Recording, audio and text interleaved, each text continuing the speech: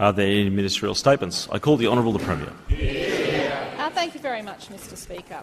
Mr Speaker, the past 2 years have been some of the most challenging in Queensland's history, from floods to fires to global pandemics to surging cost of living pressures.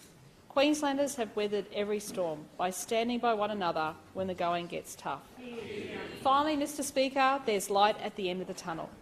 And with 2032 on the horizon, Queensland is on the cusp of a golden decade of opportunity which promises to pave the way for a prosperous future for our great state. This afternoon, the Treasurer and Minister for Trade and Investment will hand down the 2022-23 state budget. The budget we hand down today will build on the courage and hard work of Queenslanders over the last 2 years. It will address our greatest challenges.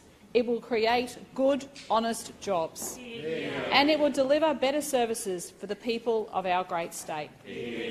There's not a long wait now, Mr Speaker, but here's a sneak peek of some of the highlights. A record investment in health, Mr Speaker, the likes of which Queenslanders have never seen before in our history. Record investments in education, jobs and renewables, and record investments in community essentials like police. Order. Members to my left. I'll wait for silence, members. The Premier has the call. And record investments in community essentials like police, fire and emergency services.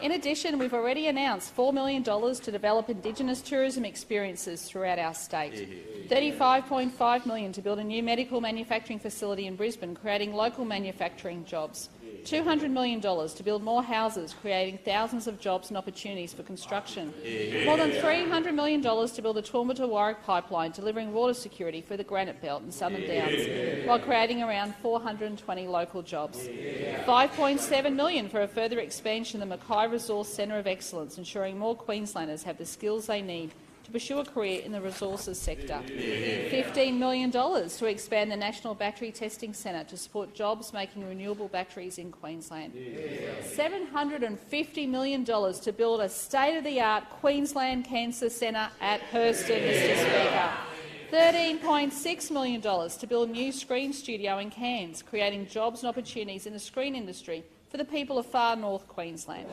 and $3.5 billion for rail projects, as announced by the Treasurer and Minister for Transport over the weekend. Mr Speaker, Queenslanders— Member for Kawana. Member for Kawana will cease his interjections. Premier has the call. And don't worry, Mr Speaker, in September we mark 10 years of the Newman budget, Mr Speaker. 10 years. 10 years. There's a record we're not going to forget, Mr Speaker. So we'll— that's right. That's right. That's right. There we go. That's a good record to remember. Queenslanders haven't forgot that record, Mr Speaker.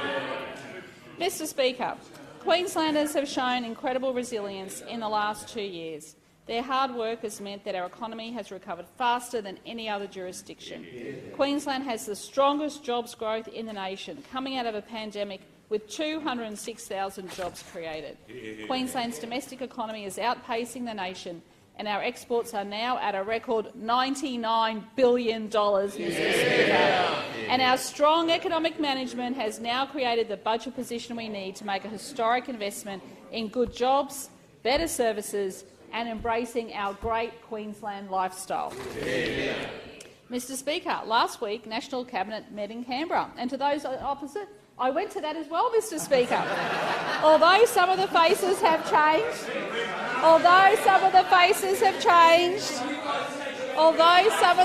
Order!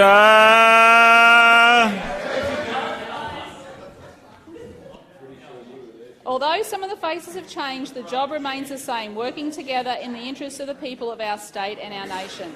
Mr Speaker, I can report that this was the best National Cabinet meeting ever.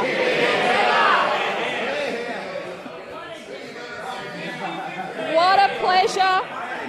What a pleasure. What a pleasure it was to meet in a spirit of cooperation, and what a pleasure it was to work with a Labor Prime Minister. The Prime Minister is keen to work with every state and territory, Mr Speaker, including New South Wales and Tasmania. He wants to put people first, Mr Speaker. Our first priority is health. As a group, we were able to announce the extension of special funding to assist with issues being felt in almost every public hospital in Australia. Some of these pressures are being caused by the ongoing pandemic. Although we would like to work towards a greater contribution from the federal government, this was an important first step and a welcome one, Mr Speaker. This includes working together to identify practical ways to get people out of hospitals and into aged and disability care sooner. In Queensland alone, this would free up as many as 500 beds.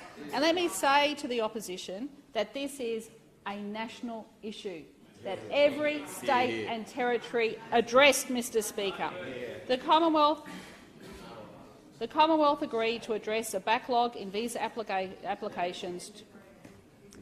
Mr Speaker, we also addressed another shared concern, a critical skills shortage. The Commonwealth agreed to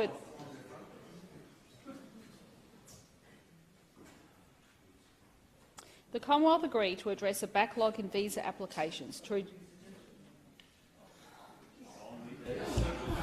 Just rude. Members to my left will cease their interjections.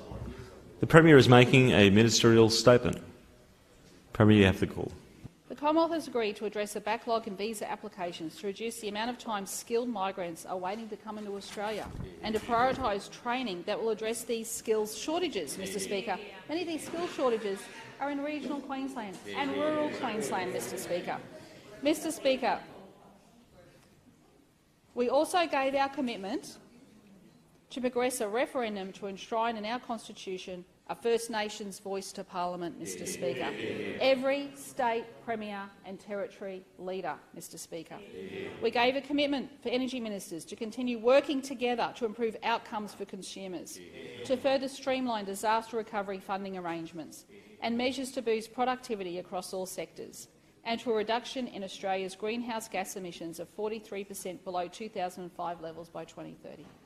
The Prime Minister is also investigating ways to add a representative of local government in National Cabinet meetings. Mr Speaker, we achieved a lot.